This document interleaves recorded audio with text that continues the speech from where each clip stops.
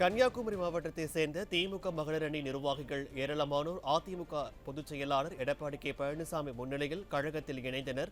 இது தொடர்பான முழு விவரங்களுடன் தலைமை செய்தியாளர் ஜெயக்குமார் இணைந்திருக்கிறார். ஜெயக்குமார், வணக்கம். விவரங்களை பதிவு பண்ணலாம். வணக்கம் பாலாஜி. அனைத்திந்திய அண்ணா திராவிட முன்னேற்ற கழகத்தினுடைய பொதுச் செயலாளர், சட்டமன்ற எதிர்க்கட்சி தலைவர், முன்னாள் முதலமைச்சர் புரட்சித் தமிழர் எடப்பாடி கே பழனிசாமி அவர்கள் முன்னிலையில் கன்னியாகுமரி மாவட்டத்தைச் சேர்ந்த திமுக மகளிர் அணி நிர்வாகிகள் ஏராளமானோர் அதிமுகவில் தங்களை இணைத்துக் கொண்டனர். அனைத்திந்திய அண்ணா திராவிட முன்னேற்ற கழகத்தை நோக்கி மாற்றுக் கட்சிகளிலிருந்து பலர் அதிமுகவில் தொடர்ந்து இணைந்து வருகிறார்கள்.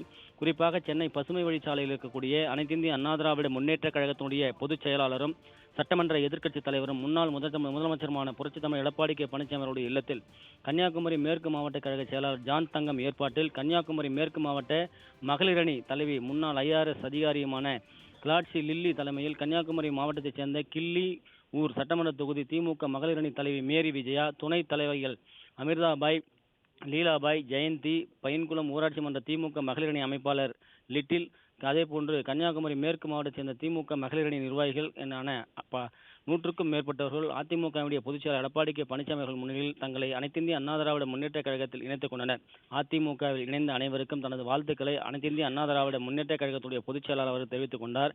இந்த இணைப்பு நிகழ்ச்சியின் பொழுது முன்னாள் அமைச்சரும் கன்னியாகுமரியினுடைய முன்னாள் அமைச்சராக இருக்கக்கூடிய தளவாய் சுந்தரம் அவர்கள் உடனிருந்தார் என்பது குறிப்பிடத்தக்கது. விவரங்களுக்கு நன்றி, ஜெயக்குமார்.